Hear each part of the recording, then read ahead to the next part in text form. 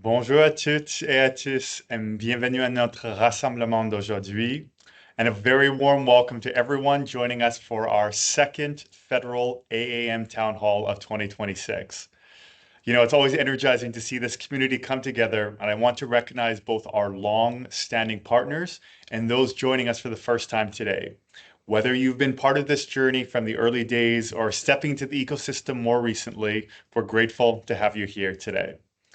So we have a strong session ahead, and we want to ensure that we start off with a good momentum on bringing that energy into the room. As we step into some of the FIFA summertime excitement here in North America, a year we know that is going to be shaping up for some of that operationalization side of advanced air mobility, both nationally and globally. We want to start with a quick, simple pulse check to get our audience excitement going. So our checking question for you today: which city or countries could benefit the most from AAM operations, given their commitment to upcoming sporting events, be it FIFA, the Olympics, etc.? Take a moment to drop your answer into the chat, and let's get a sense of where that momentum is building across our ecosystem.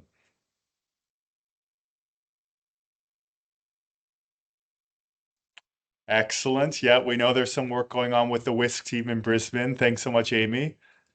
That movement on the certification side will be a challenge too. Absolutely, Karen. Yep, definitely on the programs that Los Angeles is looking at for their Olympic Games. Excellent. Wonderful. All right, so let's dive into it for today. So as always, we want to start off by respectfully acknowledging that today's digital gathering takes place on the unceded and traditional territories of many First Nations across Turtle Island, also now known as Canada. In that spirit, we're proud to spotlight the powerful work of Kuteen Creations and the Bead Your Province Map project, an initiative that celebrates Indigenous identity, art, and place through the beaded designs representing provinces and territories across Turtle Island. We encourage you to explore and support this vibrant expression of Indigenous culture and creativity. We're proud to share that this federal AAM Town Hall is powered by the support of CAE.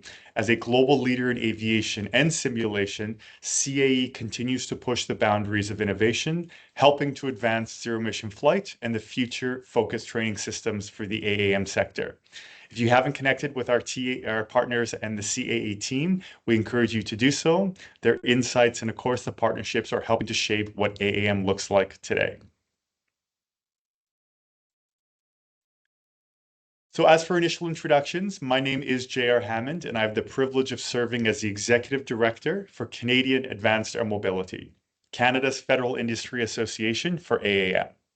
Alongside our co-founders at the National Research Council of Canada and supported by our CAAM team of David Dogg and Theo Robson, it's great to have you with us for our Federal Town Hall of 2026. Each of these town halls is designed to serve as that consistent national touchpoint, bringing together industry and government to align on progress, challenges, and continuing advance towards AAM operations in Canada. For today's agenda, we'll begin with a quick update from our team at CAAM, where we'll share key progress across the national coordination, industry engagement, and the steps we are taking to support AAM operationalization in 2026. We'll then move to NAV Canada, where we'll hear the latest from our ANSP on airspace integration, some of the operations, and what is required to safely enable these new aircraft into Canada's airspace. We'll then transition to our colleagues at Transport Canada, who provide an update on some of the regulatory work and our broader federal alignment across AAM and RPAS priorities, and where we also have the privilege to bring the National Research Council in to speak under the Transport Canada segment as well. As your reminder, throughout today's sessions, we encourage you to stay engaged and share your questions using the Q&A function in the Microsoft Teams chat here. Our team will try to capture everything and follow up where needed and ensure that conversation occurs. The conversation today continues beyond just today's chat and conversation. So with that, let's begin by turning to some of the updates in our ecosystem. As the global conversation evolves, so does our approach. Our international partners and we here at CAAM are aligning more closely with the evolving definition of advanced air mobility currently being shaped by ICAO. So what does AAM mean for us? At CAAM, advanced air mobility is that evolution of air transportation, driven by an ecosystem that is brought together through new propulsion systems, think of the electric, hybrid, and hydrogen technologies, our new aircraft architecture, designed for optimizing various ranges, and those new operating missions, redefining how our people, goods, and services move across both our urban and regional environments. Now, regardless of the definition, the goal is clear: to make air mobility safer, more sustainable, and more accessible for communities across Canada and around the world. Now, as we look to some of these examples of advanced air mobility, we really focus on this language of the evolving aviation ecosystem. All of the work starts with the great input that has come from our RPAS sector, seen here with the Indro robotic wayfinder that started flying commercially in 2016. The momentum continues to build in the sector of retrofitting of existing aircraft, such as the Harbour Air Electric eBeaver program that started flying on their test flights in 2019. Similarly, we have to include all the great progress in our aviation training sector for our future pilots.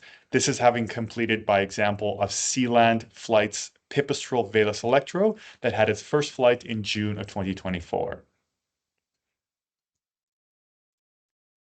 We then look to the expanding electric conventional takeoff and landing sector, eVTOL, exampled by the Beta ALIA CX300, which has a timeline for entry to service in certified and flying around 2028.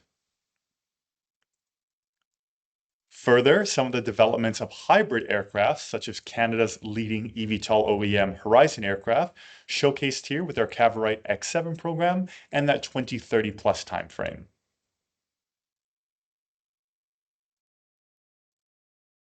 We then looked at the developments of the autonomous aircraft, such as the Wisk Gen 6 aircraft here, as the autonomous electric vertical takeoff and landing aircraft, with a longer time frame in that certified for operations in 2030 plus.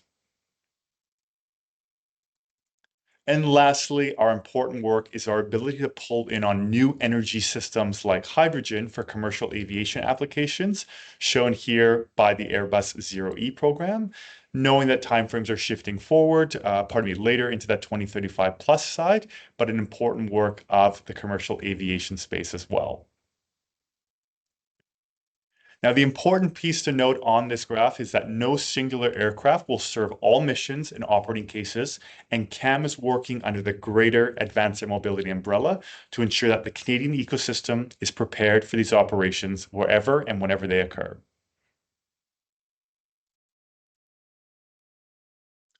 So before we dive into our content for today, I want to take a moment to frame what we mean when we talk about the CAAM ecosystem.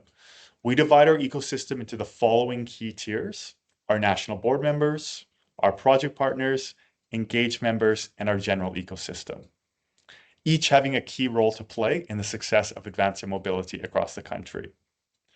And since day one, CAAM has been focused on building a pan-Canadian network that brings together the full spectrum of players needed to operationalize advanced air mobility. But more than just a network, we've created a tiered engagement model, one that reflects the depth of time and commitment across our members and enables every partner to contribute in the way that aligns best with their role, resources, and readiness. And we're proud to showcase the structure here today and to highlight some of the members who are bringing this ecosystem to life. Now, we also need to make sure that Canada's role in advanced air mobility is strongly represented with our leading international organizations helping to shape the sector.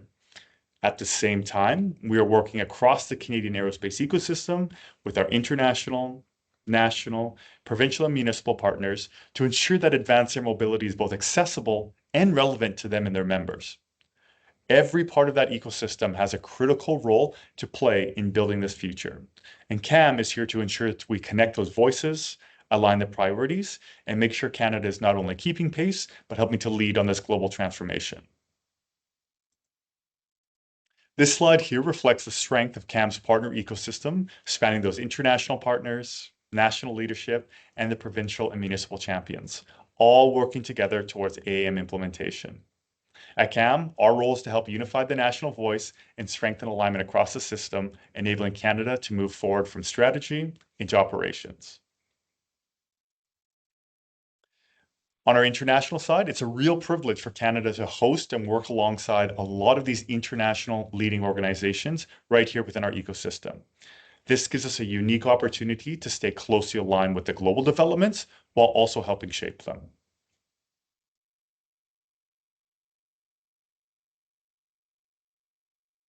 On our national side, it's equally important to recognize the strengths of the partners here in Canada, from Transport Canada and NAV Canada to our industry associations and funding institutions. This is the core foundation helping to enable AAM in this country. At CAAM, our role is to help bring these groups together, ensuring that alignment across policy, operations, and innovations so we can move forward as one coordinated national ecosystem.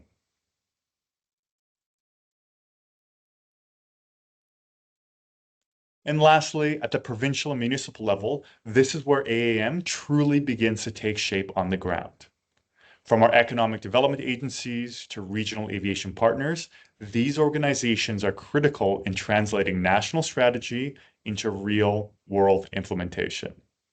At CAAM, we work to ensure the alignment carries through the locally enabling regions across Canada to adopt advanced air mobility in a way that is practical, scalable, and connected to the broader national vision.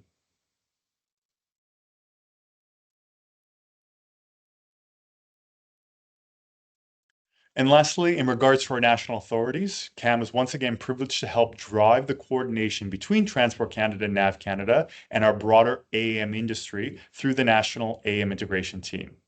Our role is to convene and unify the voices from across Canada and beyond, bringing industry opportunities, concerns, and challenges directly to our regulatory authorities. By working alongside our national board, we ensure the industry's input actively helps shape Canada's pathway towards operations.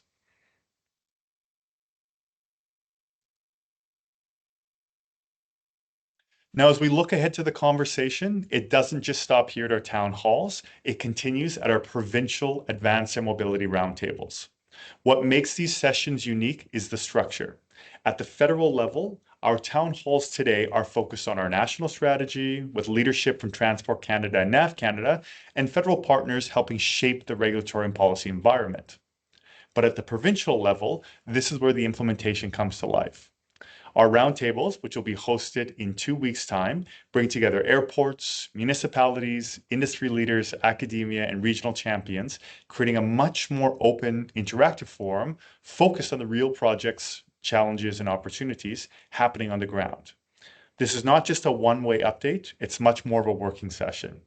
So if you're looking to understand where AAM is taking shape across different regions in Canada or where your organization might fit in, this is where the conversation can continue. So we have some of the information there to reserve your attendance spot, and we encourage you to join multiple provinces and conversations to stay engaged and help build the ecosystem together.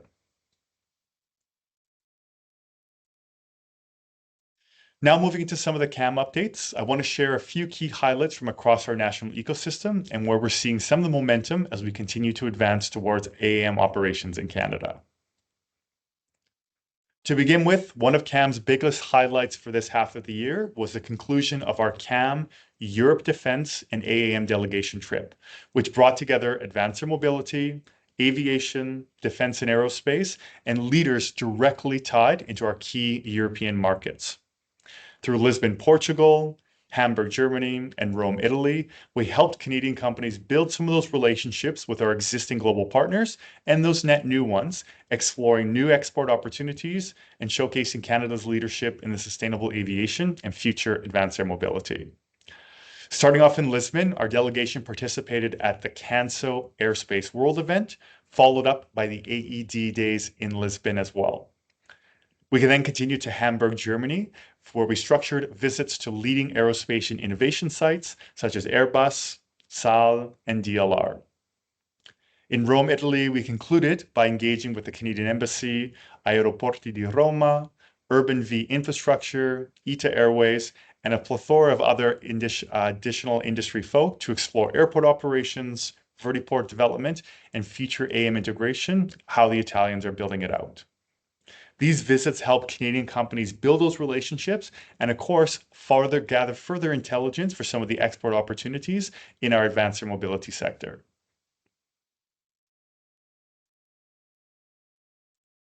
Now that we've wrapped up Europe, our next major focus for the last half of the year, is building Canada's delegation towards the ICAO Advanced Air Mobility Symposium in Bangkok, Thailand. CAAM is partnering with ICAO to bring once again our industry, provinces, regulators, and industry leaders together on the global stage in Bangkok, Thailand. This is where advanced air mobility moves from that vision to implementation, with direct opportunities for that export growth, international partnerships, and regulatory alignment. Similarly to our Europe program, our partnership extends with Air Canada and Global Affairs Canada for 75% reimbursement up to on travel costs. Through the CAN Export Supported Delegation, we're positioning Canada as that trusted global leader in the future of aviation.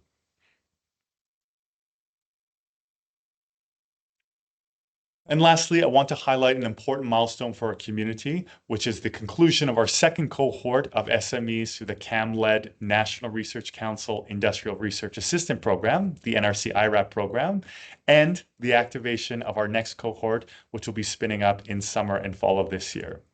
The purpose of this program was simple but powerful: to provide those Canadian SMEs and innovators with direct access to our specialized technical leadership, ensuring that their solutions can scale into that real-world advanced air mobility operations. So some of the information is available on the QR code here, and we're actively recruiting our new cohort of SMEs for this summer and fall sessions as well.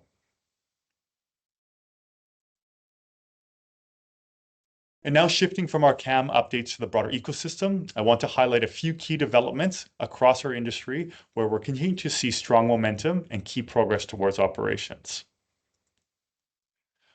We're going to begin with recognizing a major milestone for Canada's advanced mobility sector.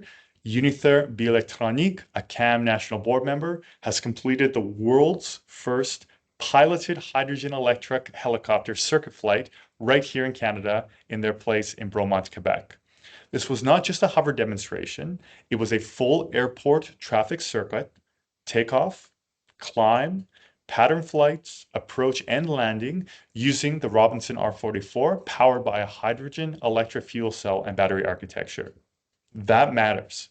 It shows that our hydrogen electric vertical flight is no longer a distant concept in Canada, and it's here, it's flying, it's being tested en route towards real operational pathway for the healthcare, emergency response, and of course, the regional logistics opportunities. For us at CAAM, this is exactly the type of accountable operational progress we need in the country to showcase the next era of aviation. Our job now is to ensure that the regulation, infrastructure, investment opportunities, and critically public trust in the safety side move with the same urgency as the technology development itself. Additionally, I want to recognize an important milestone from Joby Aviation, a CAAM member and one of our global leaders, helping to advance the electric air taxi operations. Joby completed their first ever point-to-point eVTOL air taxi demonstration flights in New York City earlier this quarter, flying between JFK and Manhattan's heliport as the infrastructure starts to tie in that week-long public campaign that they were testing out. These flights demonstrated how quiet, zero operating emission aircraft can connect airports and vertiports, and critically the communities across one of the busiest urban regions of the world. For us at CAAM, this is a powerful example of some of the use cases in AAM moving from concept to that operational reality. As we continue to operationalize AAM here at home, Joby's progress in the US reinforces some of the data sharing and, of course, operational opportunities for us with our government, industry, and infrastructure partners here in Canada. And lastly, I want to highlight our Canadian company, Horizon Aircraft and CAAM member, advancing a very important part of the AAM conversation here at home. Horizon has announced the continued progress of their dual-use certification pathway for its hybrid electric Cavorite X7 VTOL aircraft through its partnership with Cert Centre Canada. This is significant because not only does the certification cannot be an afterthought, for advanced air mobility, it brings in that real safety, and of course, regulatory readiness for civil use and defense applications, which are needed at the earliest stage of aircraft design. A Canadian aircraft company working with Canada's only independent flight test and certification, DAO, approved by Transport Canada, is building that pathway to support regional mobility, those emergency services, and of course, our national security opportunities. And continuing on the global stage, we at CAAM and of course the country of Canada continue to show our strong leadership in the advanced air mobility sector. Both at the Aero Montreal and Espace Aero International Aerospace Innovation Forum, we had the opportunity to share Canada's natural approach to building our integrated AAM ecosystem, highlighting that focus on safety, collaboration, and real-world operations. This was also complemented by a strong presence at the Alberta Aviation, Aerospace, and Defense Summit in 2026, hosted in Edmonton, Canada, one of the world's premier aerospace events, bringing together our government, international partners, and future defense opportunities in aviation.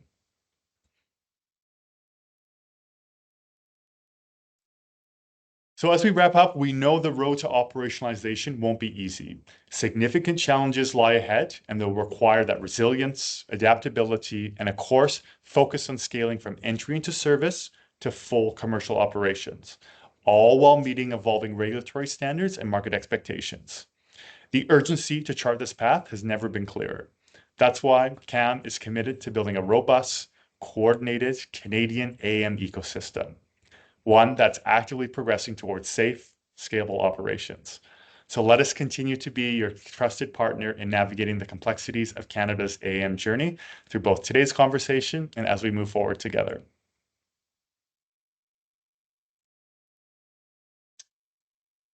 Wonderful. So we're happy now to transition to our next conversation led through the NAV Canada segment.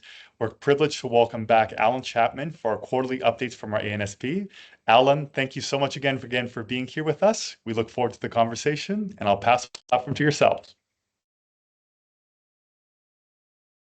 Fantastic. Thanks, JR. And thanks for all the great work that CAAM continues to do to bring this aviation system together and integrate all the pieces to help us progress and advance. So superb work. And we all appreciate the work you're doing here.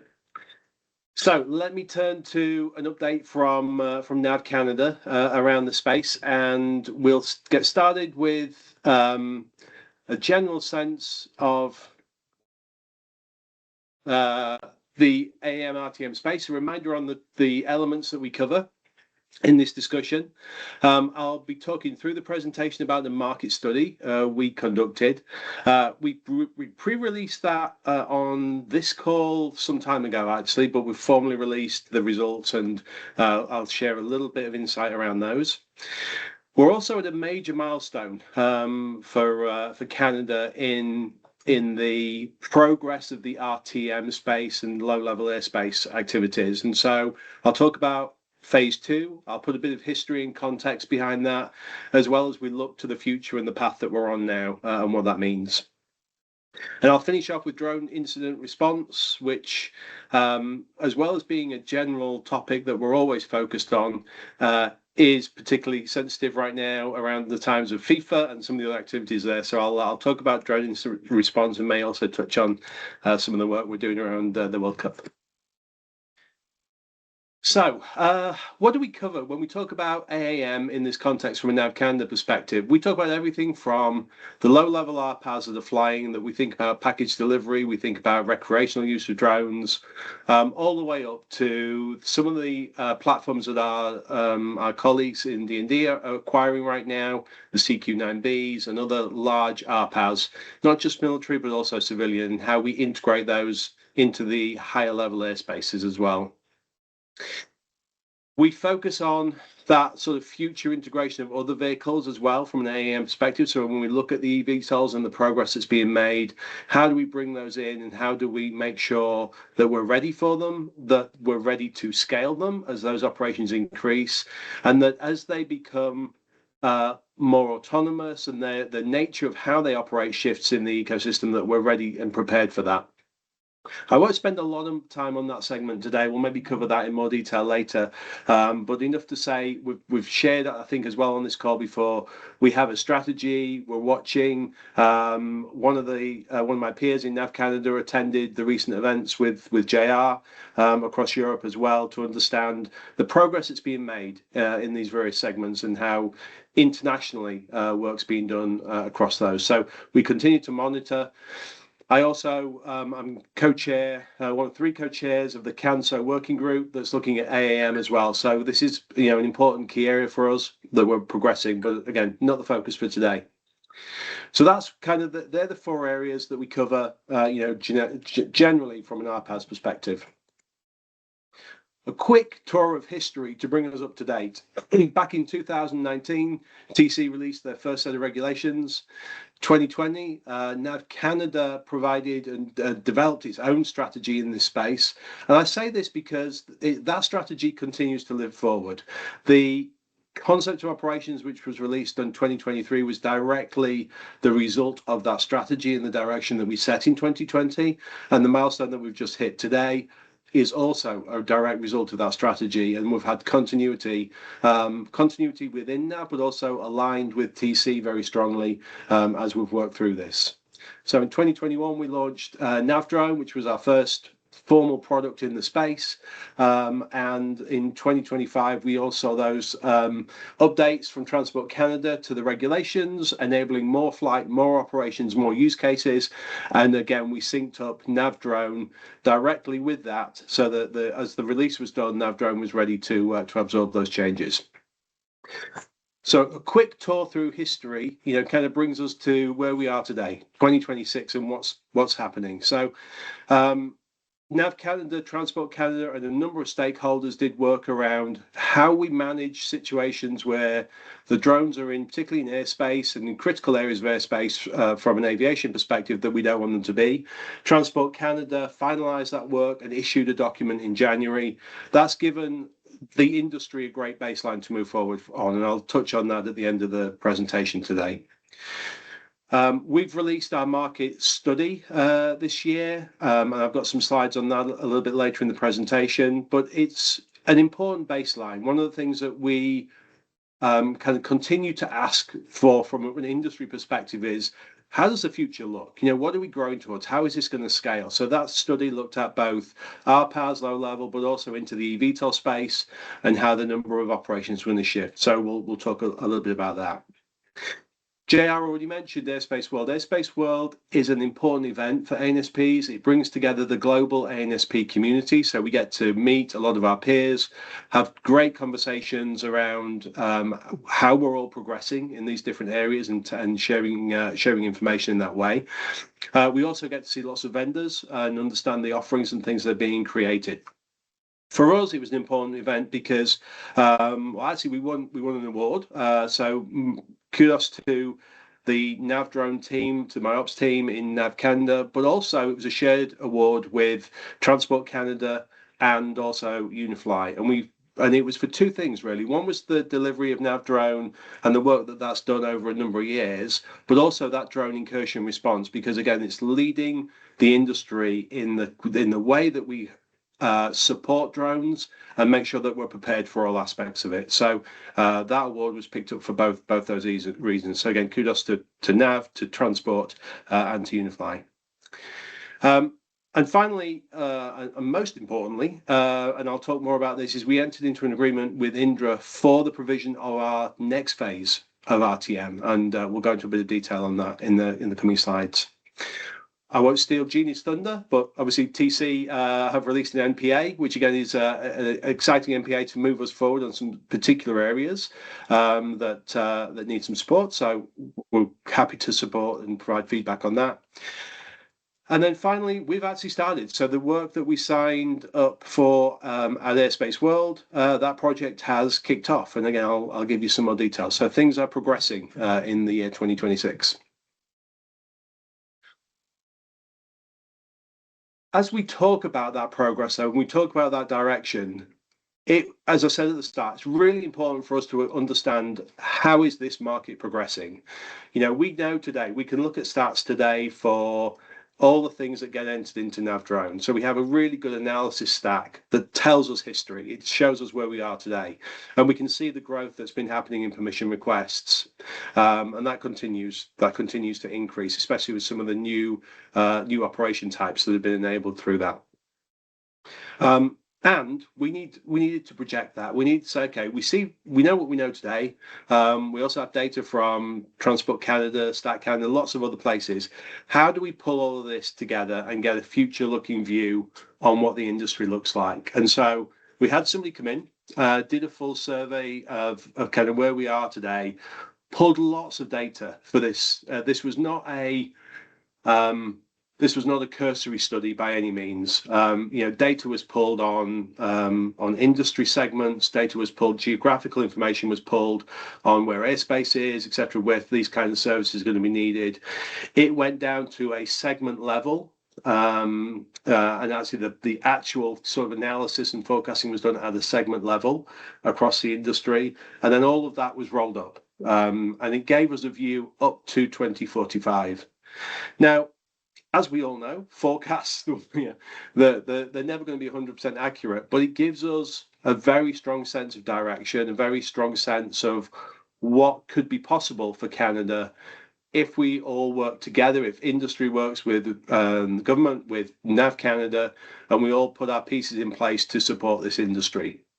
And so with that as a backdrop, really, we're able to kind of think about how we provide service, what service we need to provide, and move forward. That executive summary deck, I'm showing you two quick glimpses of it here, but that deck is available on our website. There's a news release that points to it, and you can actually download the PDF version of this full deck. One of my favorite stats, I think, in the whole deck is there's a page that talks about some select ecosystem figures, and one of those is that by the year 2045, there's going to be over 350,000 healthcare deliveries, including pharmacy, blood, organs, prescription medicine. There's some great use cases coming forward and being exemplified through that study and through the segments that we talk about. Of course, one of the big shifts that we're anticipating, and we're seeing this a lot in the US right now with people like Wing and Amazon, etc., is the delivery business. And so our analysis says, we'll see all of the segments grow, but then at some point when the capabilities are in place, we expect to see that package piece increase significantly. And so we see a significant hockey stick towards the latter part of that period, which is fundamentally based on that delivery, package delivery business. But we also think there's other Canada-specific segments that are going to be served well by this, particularly those populations that are underserved today in the way that we operate, whether it be islands or other populations that need more support, need more frequency of service. So all of that is wrapped into the report. Well worth looking up those links. In fact, before I depart today, I'll make sure I share some links here so you can all get access to that report and look at it in detail. And as always, happy to take any feedback or comments on that. And if anybody has any thoughts, anything that they feel we missed, should be emphasized more, etc. When you look at that, really pleased to take that feedback. So that's the market study. That's what gives us the sense of where we're going. That's what gives us the sense of what's possible if we put the right infrastructure in place. And that infrastructure in Canada, we feel, is described in that concept of operations that was released in 2023. And what it talks about at the center of that is a new central capability, which allows third parties to hook into and deliver service to operators and pilots. So as I mentioned, in Lisbon, at Airspace World, we have the formal signing ceremony with Indra to really look at our acquisition of their product for both rFIMS, this central service, as well as the initial RSP to deliver. This is a multi-year project. It kicks off today. It's going to be delivered in phases, and we'll be working on that in the coming years. So there are four connected streams that I just wanted to spend a little bit of time talking about so that you're all aware. The first is that rFIMS core platform. The central technology at the core of this platform is how we discharge our mandate, what's expected of us by government and the bodies out there. How we do this is through this rFIMS core platform. So we'll be working on that, the technology for it, and it is being developed very specifically to our requirements in Canada, the way we operate, the regulations, etc., and what we see in the CONOPS.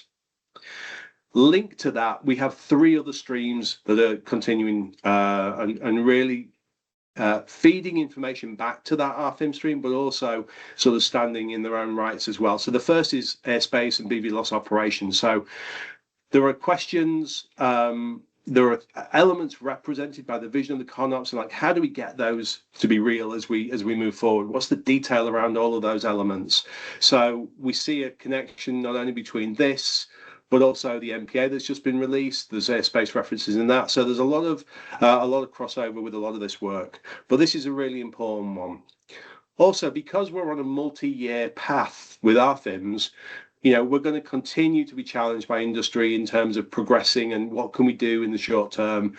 And so this is looking at BVLOS operations today, understanding where mitigations can be offered in other ways. We're very limited on those right now. We don't allow BVLOS in controlled airspace, for example.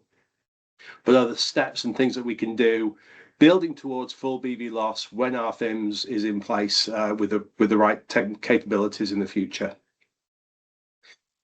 The third stream is all around the data, AIM data specifically. So that airspace data or other elements of data as well that helps really, that stands as the backbone for rFIMS in many ways. It's the critical data set that we need and use.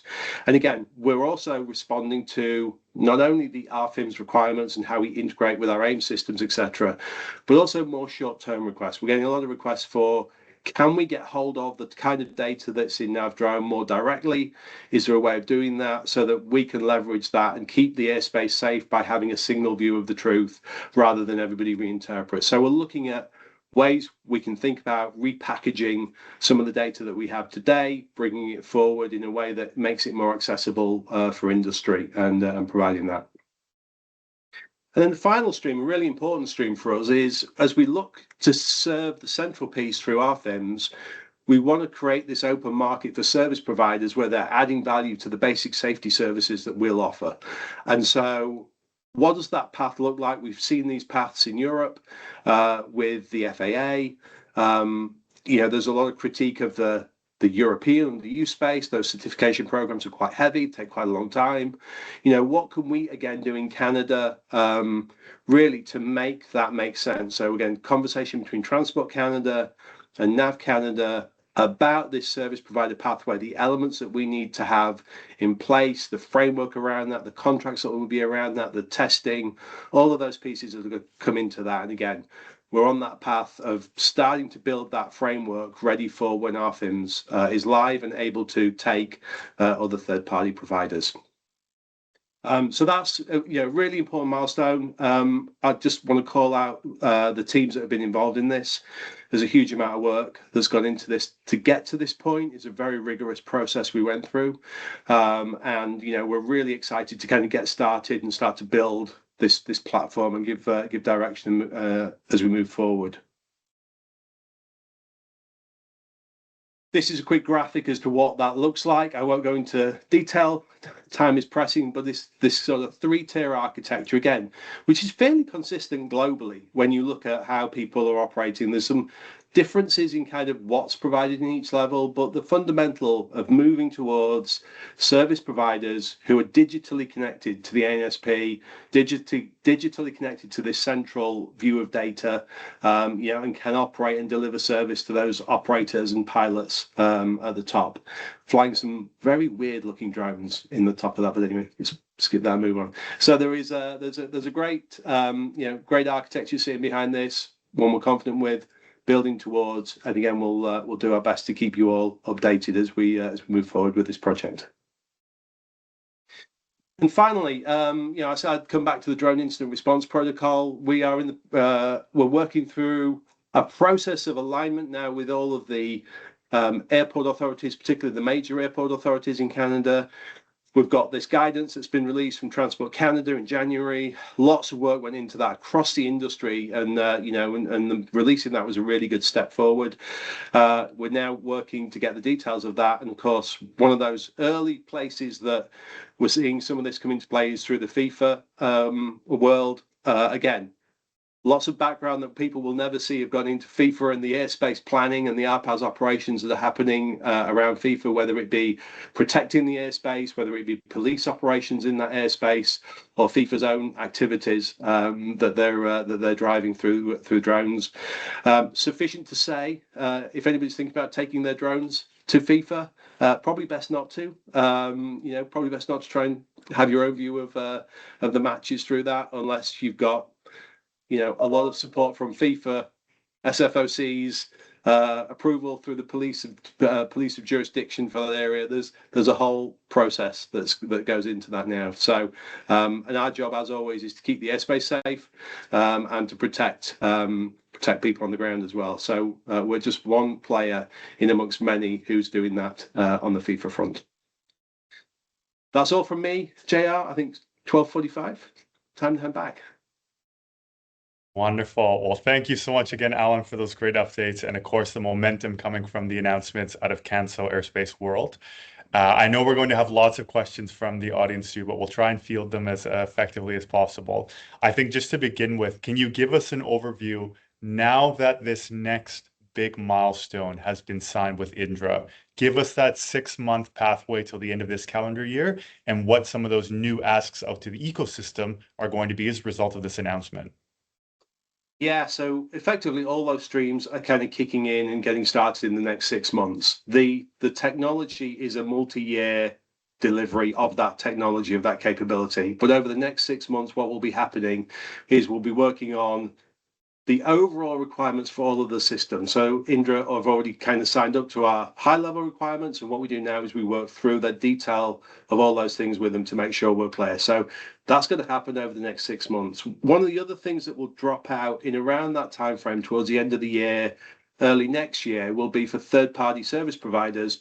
What do the technical integrations actually look like, so that people can start to get their head around what this is going to look like to integrate into that platform once the platform's in place. The work on the other streams continues. So, for example, Airspace, the building of the framework for those third-party service providers, all of those pieces. And so what industry can expect, and what we'll ask for your support in JR as well, is we'll be looking at various consultation activities along this path, wrapping in different bodies and different groups to help us. So expect some of those over the coming year, 18 months as we move forward with all of this space. And I think that's a great point. One of the questions that came up here too was knowing that the work as a lot of the international providers, be it with Indra and of course Unifly in the past, this Canadian-owned capabilities for the future of IP and the AAM ecosystem is going to come out in some of those integration pieces. How do you see some of our Canadian champions being prepared and ready for those asks there, Alan? Yeah, I think what we see today already is a lot of the interest from third-party providers. They are Canadian providers, right? They're looking at from the ground up building this, and so our path towards supporting them, is consistent. The third-party provision stuff, and we'll make sure we've got that information early. It's interesting when you talk about like the use of an international party here. We do go through a very rigorous process, and we are basically looking for technology which is ANSP grade. When we bring new capabilities and drones, as we're looking at for the future for BVLOS and really tighter integration with traditional aviation, we need it to have the same level of safety as our other systems. And so, we go on a hunt across the globe to find who has got the best software to support Canada, and then Canada can build on that, our IP that goes into that and the support that we provide to ultimately deliver those things. And there are certain things that we look out for when we do that as well. So, for example, all our data will always be held in Canada. Things like that, data sovereignty and stuff that we make sure we are thinking about and prepared for. So while the solution may come from somewhere else, there are elements of it which are critical to be homed in Canada. Excellent. Well, as always, Alan, thank you for the incredible work behind the scenes that continues to push our ecosystem and the country forward. We beyond appreciate everything that NAV Canada has continued to push, and we know that the conversation is only going to expand from here. So once again, thanks so much, and we look forward to the updates at the next quarter too, Alan. Thanks, yeah. Excellent. So that concludes our first conversation piece here from our ANSP, Alan giving some of the updates from NAV Canada. And now we're excited to transition to our second segment for today, that of the Transport Canada segment. We'll have and welcome back Jeannie Stewart-Smith from Transport Canada to give some of the updates from TC side. And then, of course, Charles Vidal from the National Research Council of Canada to give more updates across the great work ongoing at the NRC. So Jeannie and Charles, thank you so much for being here yet again. And I'll pass over the platform to yourselves. Thanks so much, JR. Hi, everyone. Nice to see you virtually again. And JR, thanks as always for organizing this session and giving us the opportunity to provide an update. I am going to just share a couple of things with your audience, and then I'm going to let Charles talk about the really exciting things that are happening at the National Research Council in this space. But I did want to flag for you two big pieces. You will hear more from us about both of these pieces in the near future. So don't worry if you have lots of questions and want to discuss either of these things. There are going to be lots of opportunities. The first one is, Alan did provide a bit of a spoiler earlier, is related to remotely piloted aircraft systems and the continued development of the Canadian regulatory framework. And the second one is on the space side, which is also very exciting.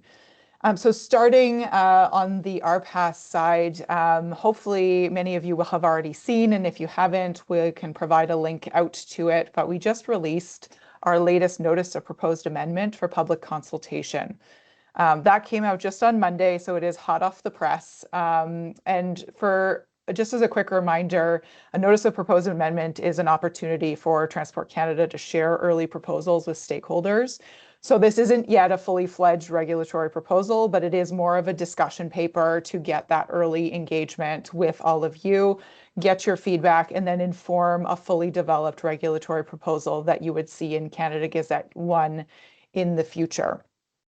So just to let you know what is in this notice of proposed amendment, we cover off three main themes.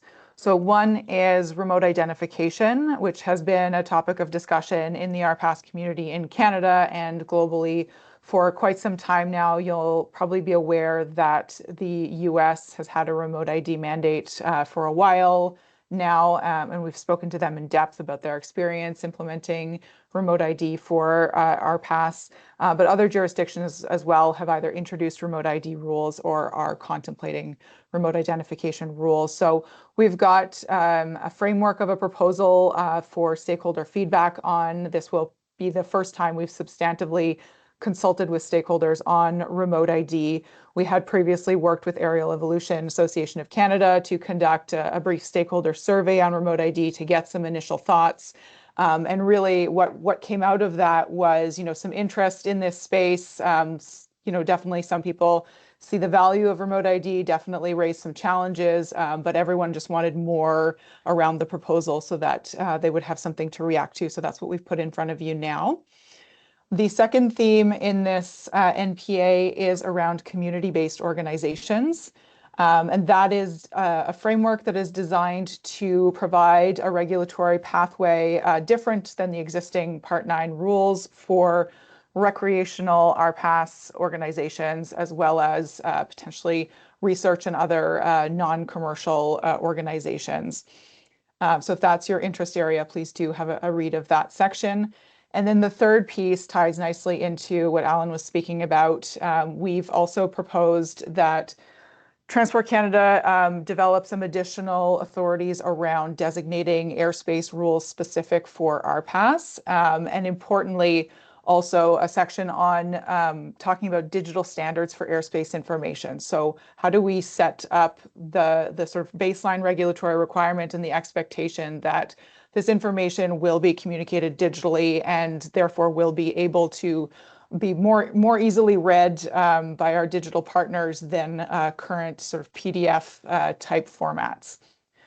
So the document is available online now. If we can, we'll put it in the chat. I know a couple of my team is online now, but if not, we'll provide it to the CAAM team for follow-up afterwards. If it will also be coming out in our newsletter, which will, the latest edition of which will be coming out tomorrow. So please don't hesitate. And if you still don't have a copy, please don't hesitate to reach out to me directly or the team. We are inviting written comments on the notice of proposed amendment by September 9th. So you do have, the entirety of the summer season to digest the information and provide us with your feedback. We will also be holding information sessions on this proposal later in the summer once you've had a chance to read or come back from vacation. But we'll be holding those sessions likely in July, August, to answer questions about the proposal. And we've started doing this around our regulatory proposals so that if there is something that isn't clear to you, or there is additional information or context that we can provide with respect to the proposal, we found that conducting those information sessions really helps inform really quality written submissions from our stakeholders. So please stay tuned for those. We'll announce those via our newsletter as well. So that is also a pitch to sign up for our newsletter if you don't already get it. And again, we can provide the link in the chat and in follow-up emails as well. So that's the quick rundown of the NPA. Again, just came out on Monday, but please do have a read through. Again, reach out to the team if you don't have a copy or haven't seen the announcement. And we really look forward to strong stakeholder engagement over the summer on that piece, again, closing September 9th, so right after Labor Day. So that's on the RPAS side. On the space side, I'm hoping, this very plugged in audience will also have seen that the Canadian Space Launch Act, Bill C-28, was submitted to the House in April. Too much fanfare. So if you've had a look at Bill C-28, you'll see that it focuses on requesting key legislative amendments and authorities needed to fully develop a comprehensive legal framework for space launch and re-entry operations in Canada. So this is really exciting. It is a little bit different than a regulatory process. Obviously, it's before Parliament. And we, in the case of the space file, Transport Canada really needed additional authorities in the Aeronautics Act, and amendments to other acts in order to be able to really kick off the development of that framework to enable Canadian space launch. So the team's really excited about that as well.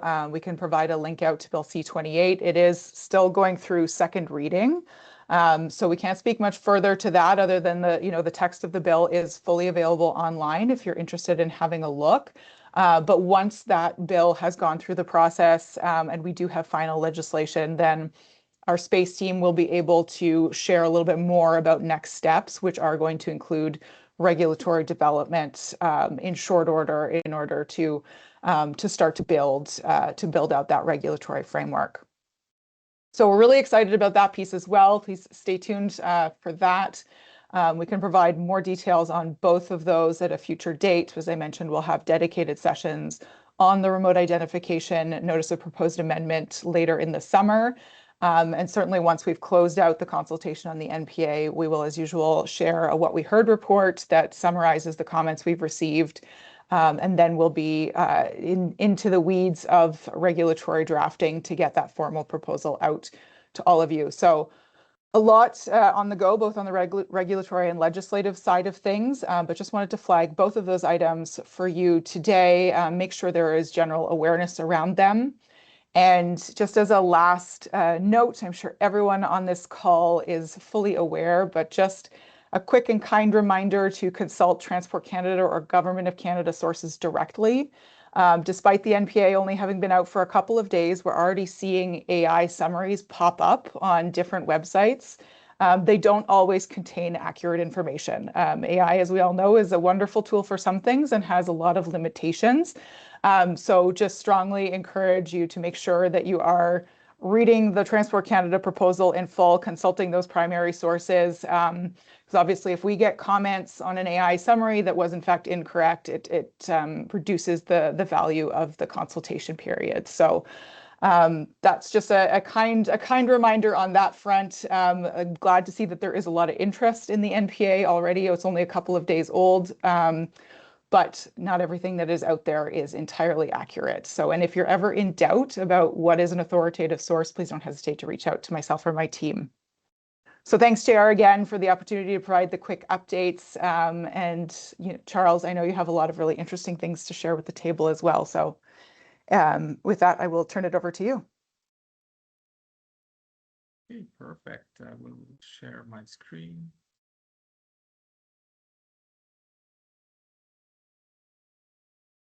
I believe the screen can be seen. Bonjour tout le monde. Heureux d'être ici. Merci beaucoup, JR, pour cette session. So my name is Charles Vidal. I'm director of the new Drone and Flight Autonomy Laboratory at the NRC National Research Council Aerospace Research Center. Presenting here today on the very recently announced and exciting Drone Innovation Hub. Unfortunately, my colleague, Derek Dov-Gwanlock, could not be here, but he's our program director at NRC. Maybe a quick intro to National Research Council, who we are, what we do. Basically, NRC is the largest federal R&D organization in the federal government, and our mandate is here. It's three different things. First one, support business innovation, support industry, support R&D in Canadian companies. Second one is we are a research organization, research and development organization. So our purpose is to advance scientific and technical knowledge with our experts, engineer, technician, scientists. And the other element of the mandate is to support other government department from a technical or technology aspect. National Research Council has two main sides. I'm on the research center, which is what the presentation will be about today. There are different research centers on different topics across Canada. The one I'm part of is the Aerospace Research Center, and the other side of the NRC is the Industrial Research Assistance Program. So IRAP is the group that has offices all across Canada, has ITAs all across Canada, and IRAP basically role is funding R&D in industry. IRAP is on the funding side. We are on the research center side, where we have the research facilities, research capabilities, basically people, equipment, and are conducting projects. So that is for NRC, about 4,000 people across Canada. Now, with regards to the Aerospace Research Center, up to this year, there were 5 labs. 5 different labs that have been around for a long time, namely the Aerodynamics Lab that has multiple wind tunnels. There's some at the Ottawa Airport. There's some other in Ottawa on our main campus. We have the Aerospace Manufacturing Technology Center in Montreal. There is the Flight Research Laboratory with a fleet of research aircrafts in Ottawa.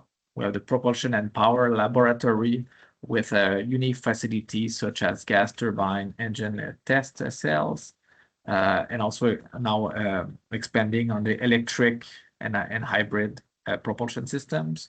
We have Structure Material Performance Laboratory, and the 6th lab on the right is what was created very recently this year.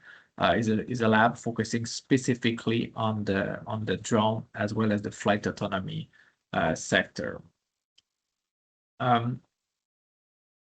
With regards to our recent announcement of last March, is in the context of the defense industrialization strategy. The government has announced investing $105 million over 3 years through the NRC to create the Drone Innovation Hub. It's in line with the build, partner, or buy approach of DIS. And here the intent is to enable or accelerate the scale up of dual use products in Canada so that they can be increasing the commercialization and also exported as well. There's an existing ecosystem of Canadian companies, the drone and autonomous flight sector, and our objective here it really is to, from a technology and R&D point, or approach, is to support industry in maturing, advancing, or increasing products and services into this sector so that they can be procured by the ND and also exported to our partners. It's one element of multiple elements that were announced part of that strategy. So now more specifically, I'll get into more specifics of the Drone Innovation Hub. The intent really is to collaborate with industry as well as government to advance the drone, counter-drone, and autonomous flight sector through sovereign infrastructure, applied research, and dual use in industrialization or increase in commercialization. So how do we do that? The strategy to help on this aspect from the NRC Research Center side was to do a couple of things. Create a new lab, a new laboratory there that will allow an increase in capacity in terms of national R&D facilities. I'll get into a bit more details later, but we'll be building some unique R&D facilities there that can be like those facilities that no one organization by itself is able to build or should build or is worth the investment.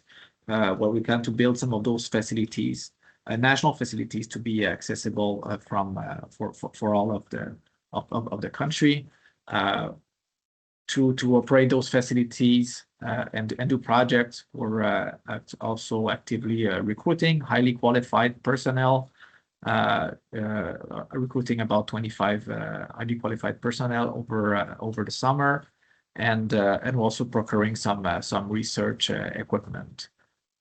There's a few examples here of a specific example of a success metric, but at the end of the day, the goal is really to be better equipped and better provide more support to Canadian industry as well as to DND and the CAF in terms of accelerating the industrialization of the strategic drone and autonomous flight sector. So here, starting at the bottom left corner, basically through the Integrated Aerial Mobility Program, which I've led for the past few years, we did multiple projects with, I'm sure many of you here on the line. We've also ran consultation days, we call them IAM program stakeholder days, really gathered inputs, suggestions, needs, priorities from the ecosystem. And we've listened, done that on purpose, and which is now informing the lab that we are building through new people, new infrastructure, new equipment. And these R&D capabilities will deliver impact through the program that my colleague Duff is leading, the Aurora Shield program, which is our mechanism to do project, to do collaboration, to do partnership. Basically to work together, leveraging those new facilities, those new capabilities, but work together with either companies or other government departments, or ideally both at the same point, as NRC is uniquely positioned in the government to work. Well, we already do work with companies, already work with other government departments, and can do kind of a three-way projects there to advance together. And the intent is to achieve the impact I talked about. I'll briefly go into the high level of the program structure, the Aurora Shield program.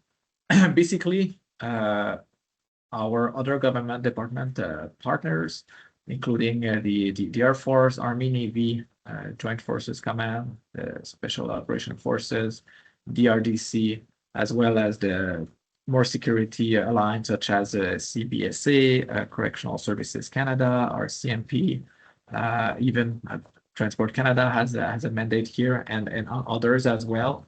Really listening to the needs, and there are many needs for R&D or technologies or advancement of TRL in the drone and autonomous flight sector.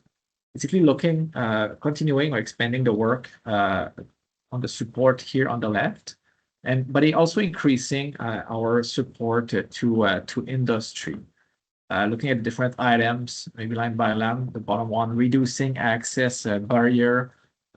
With this funding, we're progressing to identify ways to reduce access barrier, reduce costs, to utilize the national R&D capabilities that NRC Aerospace has.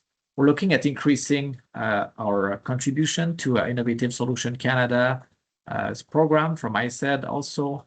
There are some innovation that get qualified, but then unfortunately do not make it to the final line there due to lack of testing capability. We plan to be able to increase that. Experimentation, we're intending to contribute and even organize different experimentation activities to increase visibility on the very unique technologies being developed in the country. Also looking at integrating different product, different technologies into the bigger project or the bigger activities that we are conducting.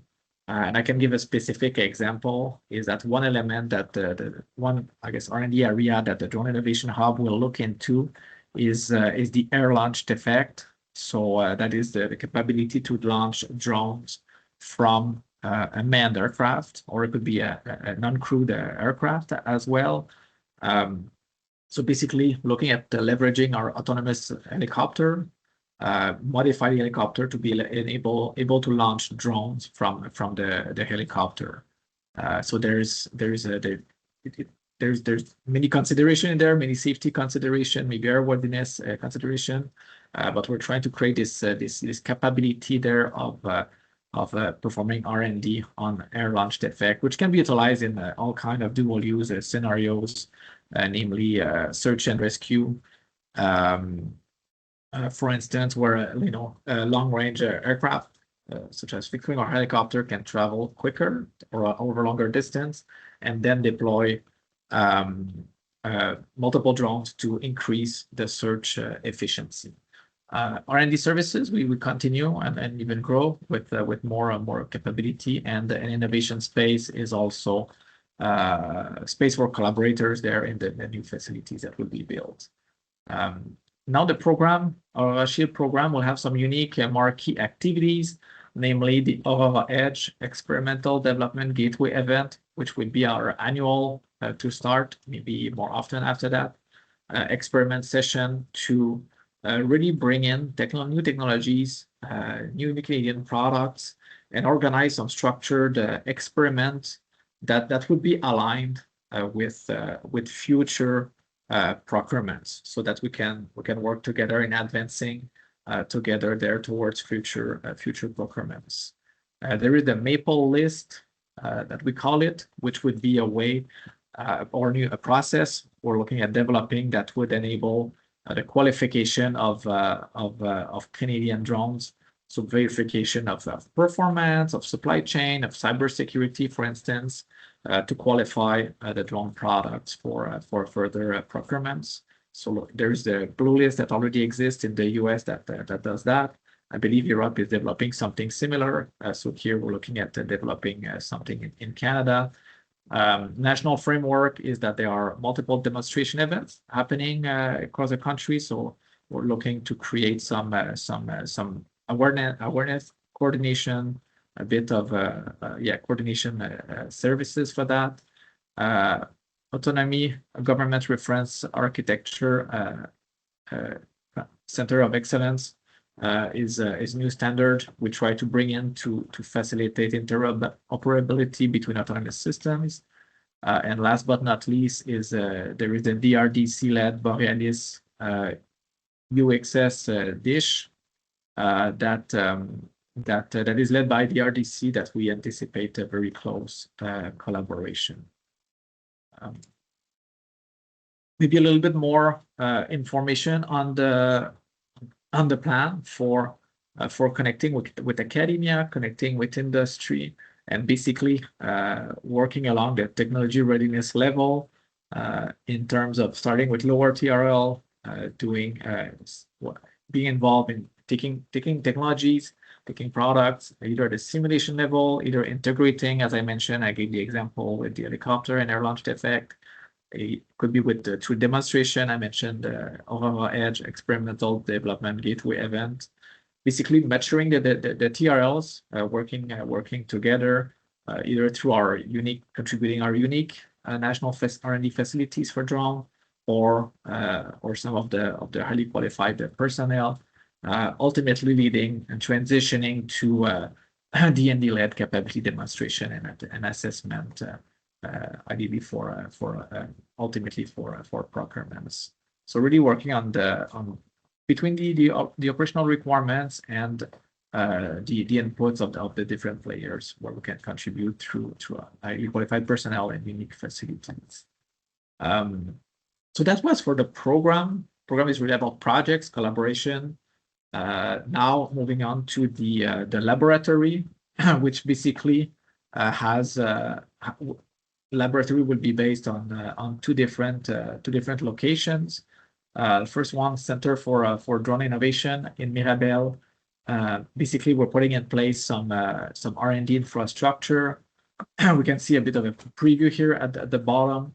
So some unique capability or facilities to support the drone, the advanced drone capability, such as radio frequency denied navigation, swarming, but also the counter drone side, the counter swarming, for example, is another good element. So in order to support those aspects, planning to build a large instrumented indoor drone flight arena for R&D on either small platforms or lower TRL systems, planning a large outdoor netted flight arena, a larger area than the indoor one, to enable either an increase in TRL or more complex systems, such as drone swarms, for instance, flights without being in navigable airspace, and also some specialized labs, such as a lab that would be electronically shielded, maybe a digital lab there for AI/ML and other propulsion testing also, but also creating a capability there, because there will be runway access or access to the air side, creating a capability for flight experiments on both Class 1 and Class 2. So Class 1 will be like 0 to 25 kilo, but also 25 to 600 kilogram flight experiments. So whether it's modifying the platform, integrating new sensors, do flight campaigns and test and evaluation of new sensors, all these things, but also collaborate and advance on the UTM or RTM, RPAS traffic management aspect, with looking at both civilian and non-civilian integration of drone into the airspace. The second site is the Center for Autonomous Flight Systems in Ottawa, right next to the Flight Research Lab. Existing Flight Research Lab, I mentioned a fleet of research aircraft, close collaboration here, where we will continue to expand the activities around the autonomous helicopter that we have and operate. I say autonomous, it's a helicopter that has autonomous capability, but the safety pilot is on board at all time, which allows faster testing of different autonomy sensor algorithms. Things like this. We'll be expanding to create a fixed wing autonomous capability, also still using the same approach with the safety pilot, and also creating some air launched effect capability. Center for Drone Innovation, just a little bit more detail, but basically unique facilities, unique capabilities in the uncrewed aircraft side. Put some example of other similar sites in other countries. But yeah, really looking at expanding the flight experiment, basically creating a flight experimental capability for uncrewed aircraft, so both small, medium, and potentially large also. Center for Autonomous Flight Systems, basically continuing on the autonomous flight, the perception, synthetic world generation, path planning, human-machine interaction, looking into the operational effects also of either intelligence, surveillance, reconnaissance, communication relays, payloads, and basically creating that or advancing that autonomous aircraft flight and research capability. Maybe a link to advanced air mobility or eVTOL is unique capability of the autonomous helicopter I mentioned. There's still a safety pilot on board, so could enable testing of sensors and integration with flight algorithms, autonomous flight algorithms, while using a traditional platform that is certified and has safety pilot on board. Basically looking at expanding, I mentioned fixed wing autonomy and the creation of a mobile command center for deployed experiments. Now getting into a bit more of the details, specifically in terms of the site. So there's different capabilities, R&D capabilities here listed on the left. But basically, we will have some presence in the YMX Innovation Center as of September. And we'll also be building a specific drone flight experiment facility with runway access along the inactive runway 1129 in Mirabel. Some of the capability listed on the left here.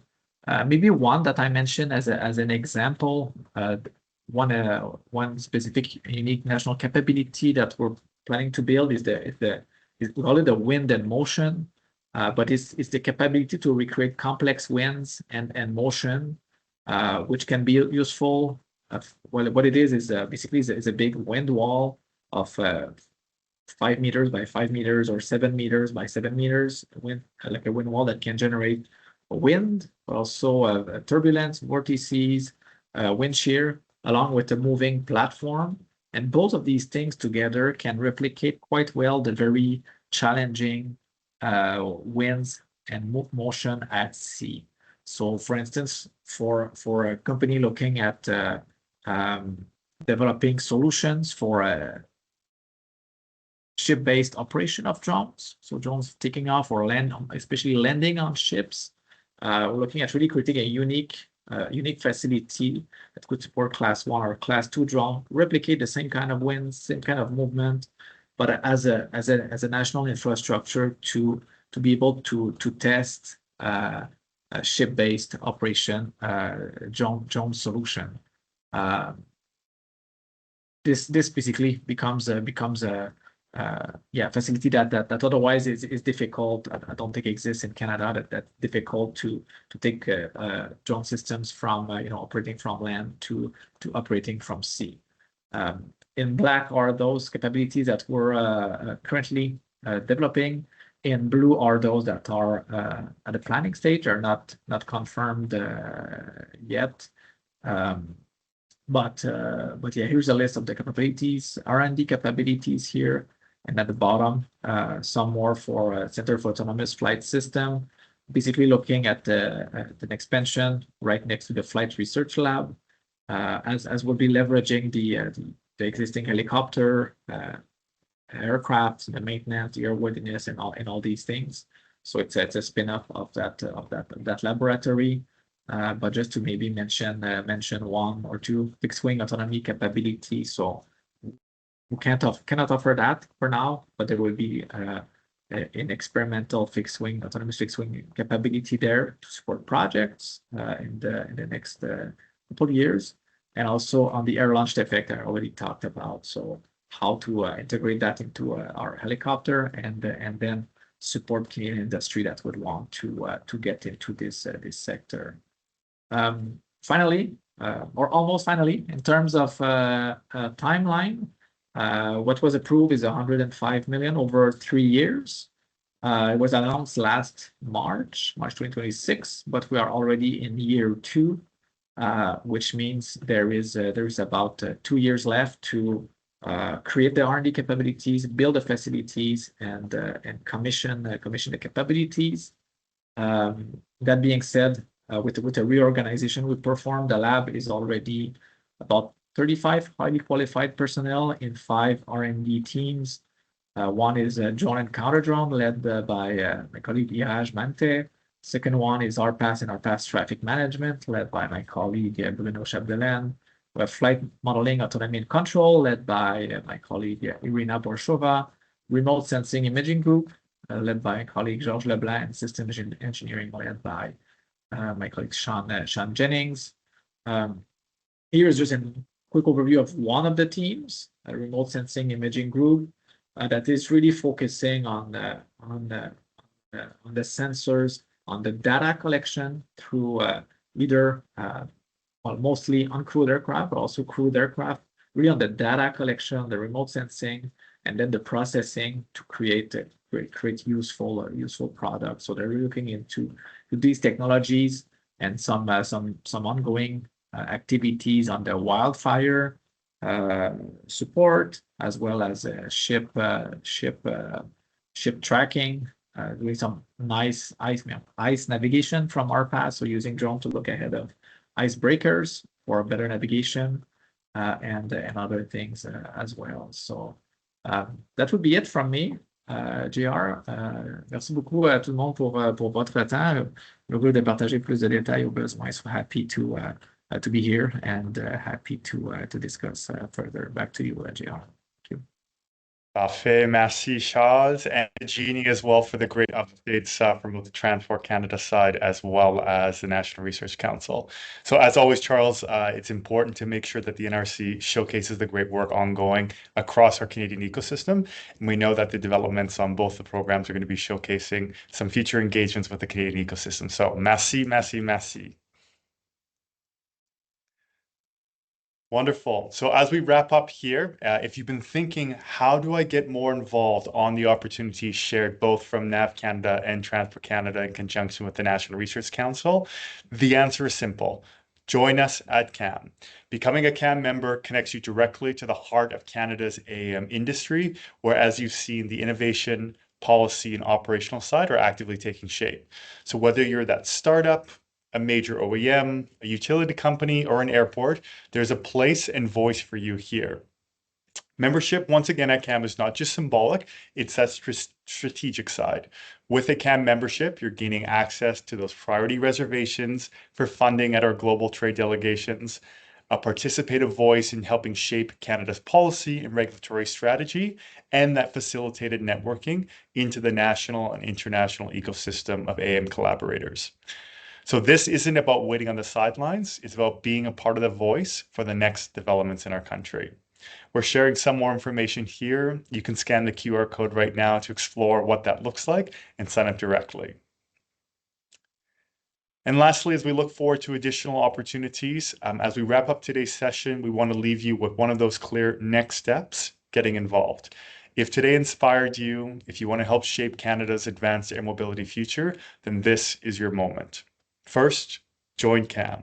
Once again, that membership gives you a voice in the national discussions. Second, stay connected. Our town halls and provincial roundtables are your streamlined source for industry updates, regulatory insights, and the success stories across our ecosystem. And both the QR codes here are available, where you can visit the links, and also having the CAAM team, which is sharing some of the more information to receive future updates directly in your inbox.